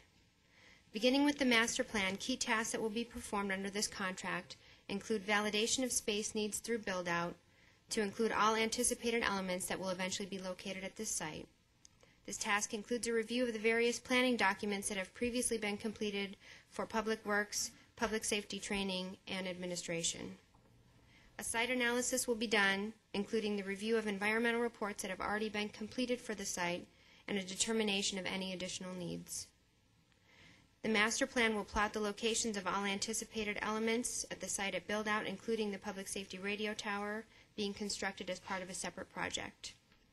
A general traffic warrant analysis related to the impact of Phase 1 project and long-term placement of roadways and access points will also be completed. This phase will include presentations and feedback from stakeholders, City Council, and citizens before the final master plan is brought to City Council for approval. The deliverable for this portion of the project is a master plan for the Operations Center that will guide the future development of this site and assist in capital improvement program planning in subsequent years. The second main component is the design of the key elements that will be built as part of Phase 1, which is the 5,000 square foot Phase 1 Telecom 911 facility, the 3-acre Public Works operations yard, and the Phase 1 infrastructure as I've described. The total contract and purchase order amount for Arrington Watkins Architects associated with this contract is set at a not-to-exceed amount of $834,738.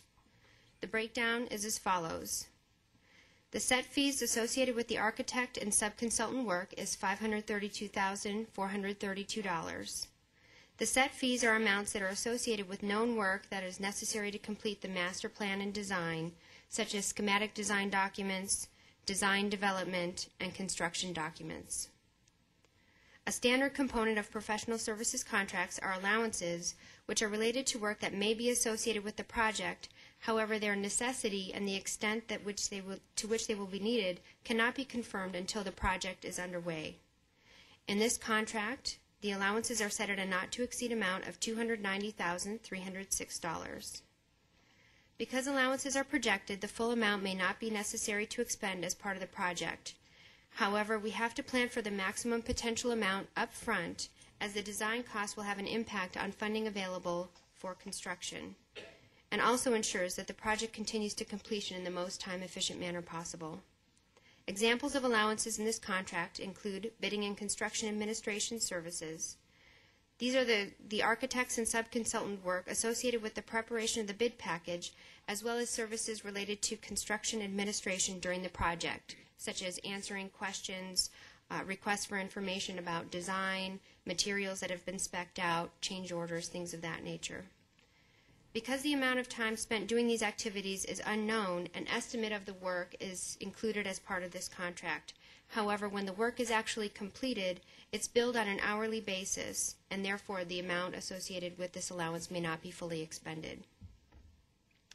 Also, civil work associated with the on-site and off-site infrastructure design is another allowance in this contract.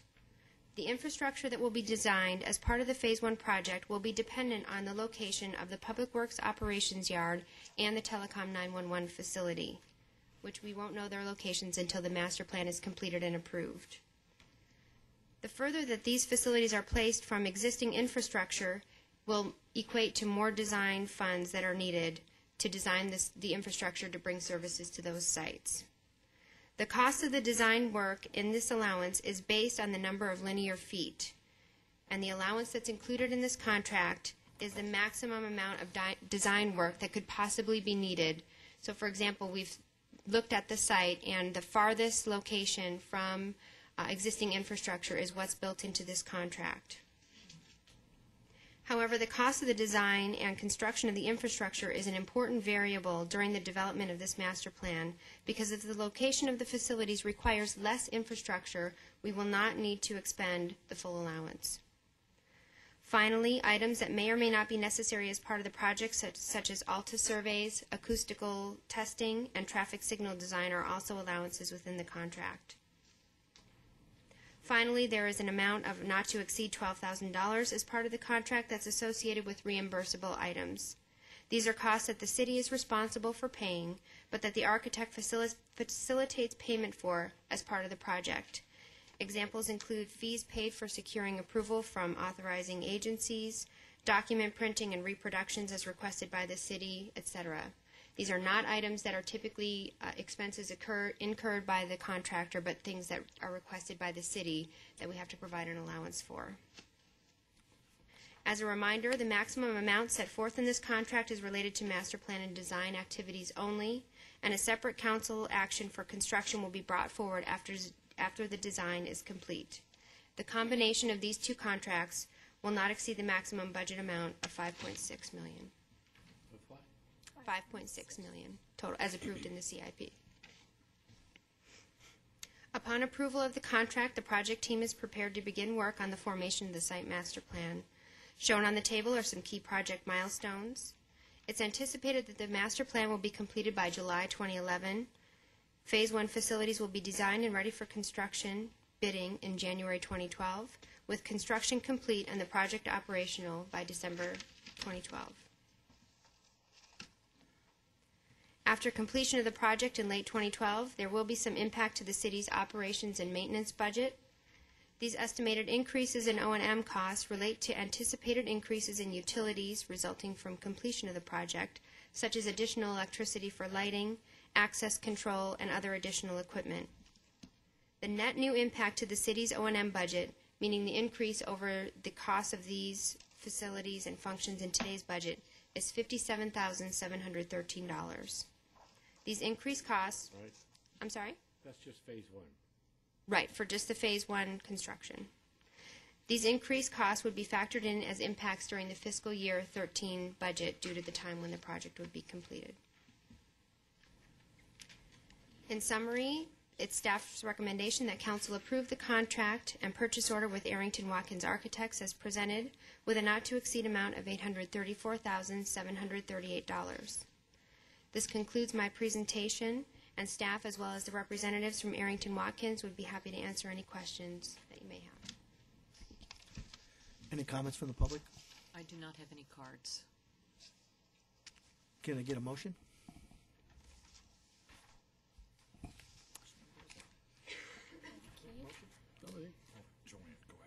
Move to approve. Where's the? I guess there's no number. I'll just say move to approve. I get a motion from Councilmember Osborne. Do I have a second? No, just the I'll second. Second from Councilmember Loretano. With that, where do we want to start the discussion?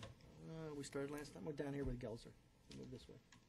Kim, could you put up the first slide with the property, and could you just show us what the city actually owns and what is not owned in that slide? Tap dance while I'm scrolling backwards.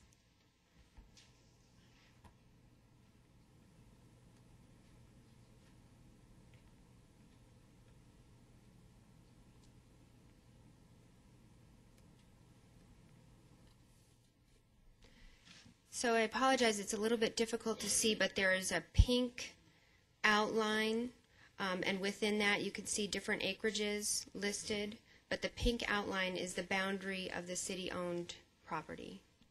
Mm-hmm. I don't know if you can see it. It's pinkish purple. There's purple and pink. Yes, it's kind of jagged, so you'll see along Rozier Road where the existing dog park is from Estrella Parkway, it goes up. And then there's a pink line right near where it says 8.48 acres across and over to the 1.26, and then over to MC85. There's a little sliver right there. I don't know if you could see that on your screen. No, that's fine. Okay. You have the I don't have one. That's fine. Okay. I'm good. Okay. I just wanted to comment that I believe I was on the high seas when the Durant presentation took place, and I'm not sure if it was as good as this one, but in all the years that I've been attending council meetings, this is one of the better presentations I've seen on issuing an $850,000 contract that eventually is going to grow to a $5.6 million contract. And I really do think you covered a lot of most of the points that were essential. Yeah. Thank you. Thank you. Councilmember Osborne? I have one question. You spoke of reimbursements and allowances. When we received $250,000 back in the allowances, right? I was just wondering, does that go back to the police impact fee? I mean, it stays in CIP, correct? Right. And will it go back to that specific area? Right.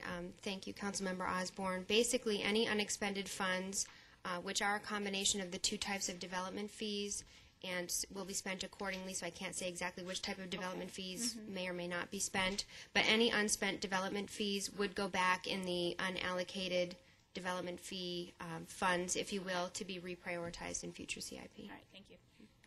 Councilmember Sousa? I can't remember what the Durant total cost of the project was. Well, was there any differential between the $834,738 and what Durant was going to charge us? Yes, thank you, Councilmember Sousa. The contract before you today is just under $30,000 less than the Durant contract was. Okay, thank you. Councilmember Loretano? Save some money. Yeah. I have nothing else at this point. Councilmember Cavalier? Yes, I have a couple of things. Page 2 of this COAC states that it would be placed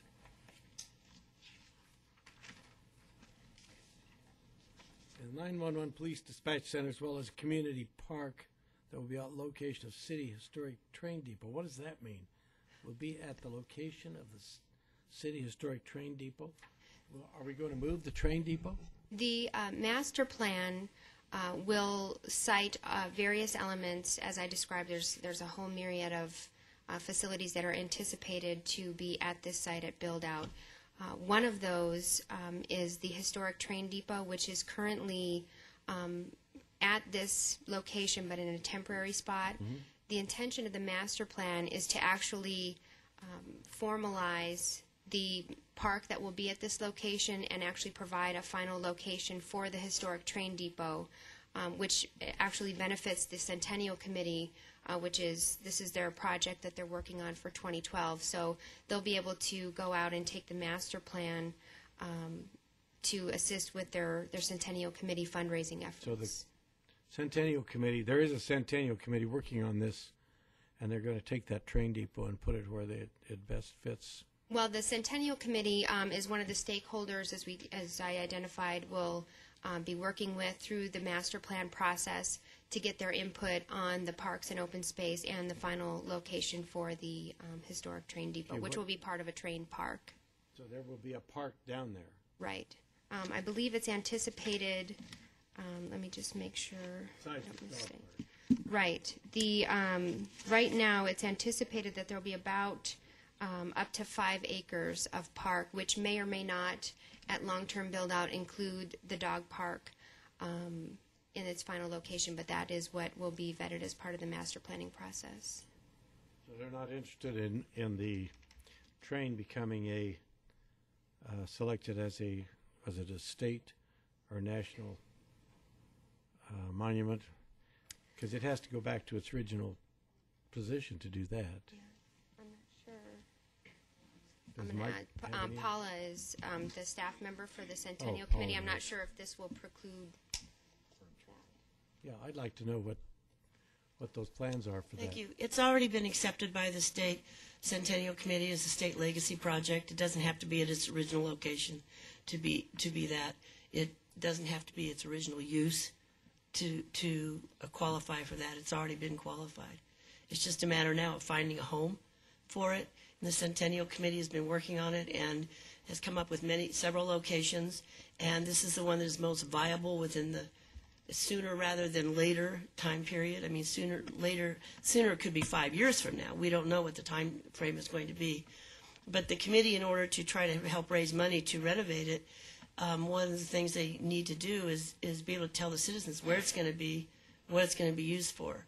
Right now, it's just too up in the air for people. Even the committee are having a hard time wrapping their arms around it because they need a home for this. So this park is the only place that we possibly could have put it with, they looked at the University Park, they looked at a site next to City Hall, or next to the city building, next to City Hall, but there was a problem from the standpoint it was on Superfund site. And so this is the only area where the city owns the land that we could come up with for a place for the Home Depot. I mean, Train Depot. There's no room for Don't we wish? The ECDEV comes out every time, right? I hope that we'll be hearing from the Centennial Committee. Yeah, we want to bring them to a council meeting very soon. Okay. Thank you. Okay, and I guess that's the only question I have. Just thank you. Is that it? Just a couple things. First of all, I like the fact that the general fund is not, it's the impact fees, which doesn't hurt our general fund. Also, I like the presentations when you actually show the operational impact, because every time we build something, usually down the road, there's a point, you were very thorough on that, to show that it is going to cost us some money to operate this. And third but not least, I echo Councilmember Gelser's comment. Excellent presentation. You actually covered all the points that I was going to ask, so I appreciate that. Thank you. With that, all in favor? You need a. Well, we have. Yep. You have a motion by Councilmember Osborne, Yes. seconded by Councilmember. Yeah, it's already on there. All in favor? Aye. Opposed? Ayes have it. Now we come to our information items, comments, commendations, reports on current events by the mayor, council members, staff. Anybody here on the dais? Anybody want to start? I'll tell you what, we'll start over here on the right side. Councilmember Loretano? Councilmember Cavalier? Councilmember Sousa? Councilmember Osborne? I had my GPEC orientation today, and went well. We had a Homeless Youth Connection meeting last week, and we are going to be starting our foundation business plan. Today I attended the MAG Continuum of Care meeting, and tomorrow actually is the point-in-time homeless street count. That will be occurring tomorrow. But that's pretty much it. Thank you. Councilmember Gelser? Last week I attended the Interfaith Breakfast, and we met with the U.S. Attorney for Arizona. And just to continue on the medical marijuana issue, he said the minimum amount of marijuana that they even consider prosecuting is 500 pounds. So Vice Mayor and I were there, and we specifically asked him that question and felt confident that this is, while it's going to be a problem for the city, it will not be a state-city problem, or at least I don't think it will be. I also attended the Southwest Chamber's 10th anniversary, and it was a wonderful event. And the restaurants in Goodyear and Avondale and Tolleson and Litchfield Park are all really good, and they had great food there. Thank you. The only thing I want to add, I was also there with Councilmember Gelser, and also we're going to work with their public information officer as far as mortgage fraud. Seems to be a problem, not just with the banks, but people taking advantage of citizens when it comes to refinancing their homes. One of the things going on out there is you give us some money and we'll make this thing go away, and unfortunately it's a problem because people get embarrassed when they get taken like that. So we left the meeting where they're going to work with our office trying to put together some type of announcement for the newspaper to let them know of some of these, things that are going on out there, scams that are taking advantage of this situation. So hopefully we'll get something out to the press on that in the very near future. With that, the manager's summary of current events and reports. Thank you, Mr. Mayor Pro Tem and City Council members. I have several things. First, a review of what I'm going to follow up on from tonight's meeting. The question about McDowell Road and the 15-mile-per-hour speed limit. If the Great Hearts Academy goes there, I'll get back to you on that. Secondly, we will be adding a note on the construction sales taxes as one time, not operating in the budget presentation. Thirdly, we will answer Frank's question, Councilmember Cavalier's question regarding reclaimed water versus potable water use up in EMR.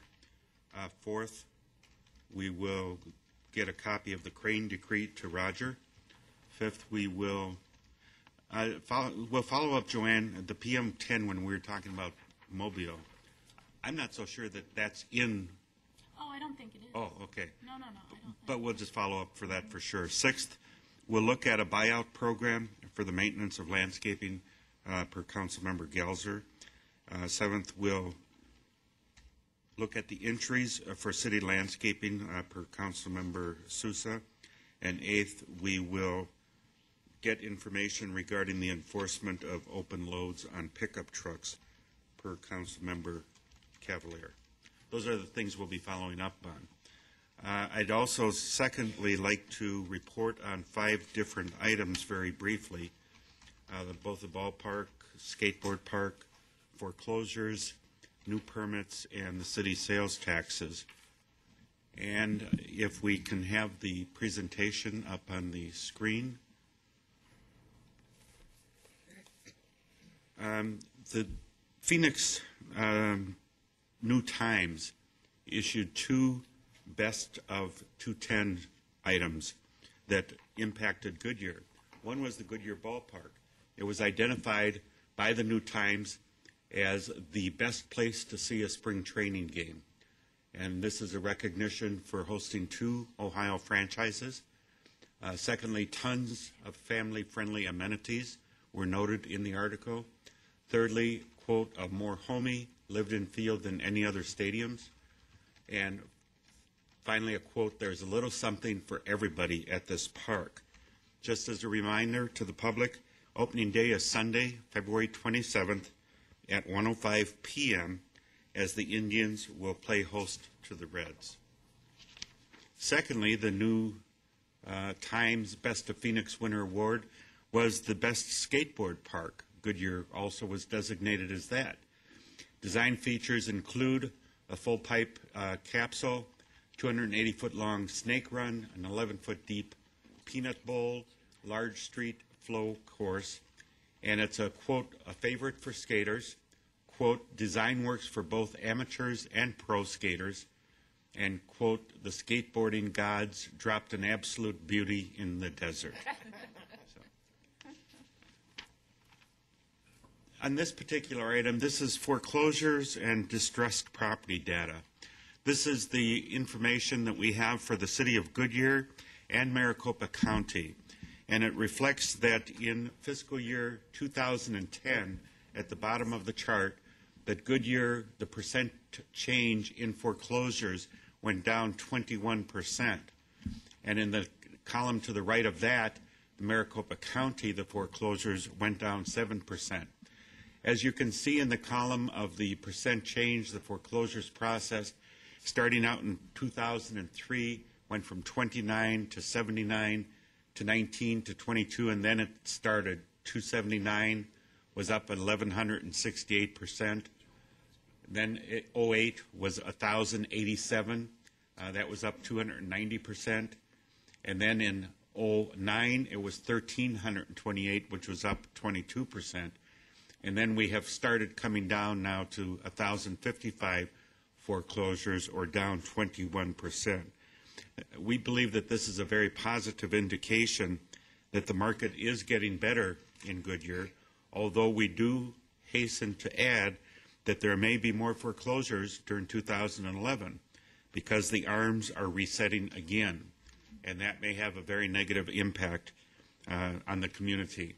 But this is good news from the standpoint of what's happening in Goodyear compared to Maricopa County in general. Another item related to construction, new single-family permits. This is a reflection of the number of home permits issued in the city of Goodyear, the Phoenix metropolitan area. In 2005, we issued 2,758 permits. In 2006, 1,802 permits. In 2007, 1,109 permits. 08, 583. 09, 573. And in last year, 010, 511. Recession. The Phoenix metropolitan area had, back in 05, 63,570 permits. We represented 4.3% of the total permits in the Phoenix metropolitan area. And then that has gone pretty well. We stayed right around the 4%, 4.24, 3.56, 4.40. In the last 2 years, we are at 6.83% of the total in the Phoenix area and 7.19% for last year in the Phoenix area. So it appears that we're headed to hold at the 7% level of the total permits in the Phoenix area, which again is a very good sign for the city of Goodyear as we start to come out of this economic recession. The final item I'd like to address is the sales taxes for the month of November. They're very good. We are up a total of 7.79%, or about $201,000, compared to the same period last year. So this is November sales, and we're anxiously awaiting December sales, which we will have probably around February 20th.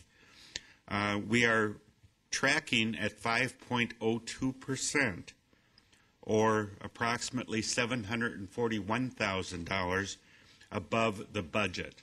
So we're doing very well.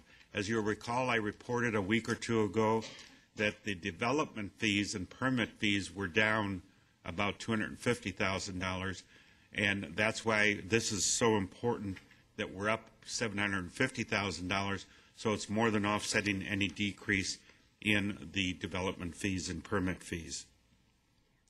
The construction sales taxes obviously is not doing as well. In summary, this category is down about $143,000, or 33.71% compared to last year. However, we are above budget by 3.25%. So we budgeted very low, and we're experiencing very low numbers, but we seem to be on budget for this particular amount. With that, Mr. Mayor, I'd be happy to answer any questions you might have, but that's it for this evening. Okay, thank you. Any questions? Any council members directing inquiries of staff? We have some future meetings, February 14th, regular meeting, the 15th, work session, starting at 4:30. February 28th, a work session, followed by a regular meeting. We have a special meeting following this immediately, so what I want to do is adjourn this meeting and go ahead and open the special meeting, call the order of special meeting. Can I get a roll call vote from the clerk? Councilmember Cavalier? Yeah. Councilmember Osborne? Yes. Councilmember Laurentano? Here. Councilmember Gelzer? Present. Councilmember Sousa? Aye. Vice Mayor Pizzillo? Here. Everyone's present. Can I get a motion to convene into exec session? So we got a motion from Councilmember Cavalier. I'll second. Second from Councilmember Sousa. Is this a roll call vote? Yes. Councilmember Sousa? Aye. Councilmember Cavalier? Aye. Councilmember Osborne? Aye. Councilmember Laurentano? Aye. Councilmember Gelzer? Aye. Vice Mayor Pizzillo? Aye. Passes 6-0. We convene into exec session. Boy.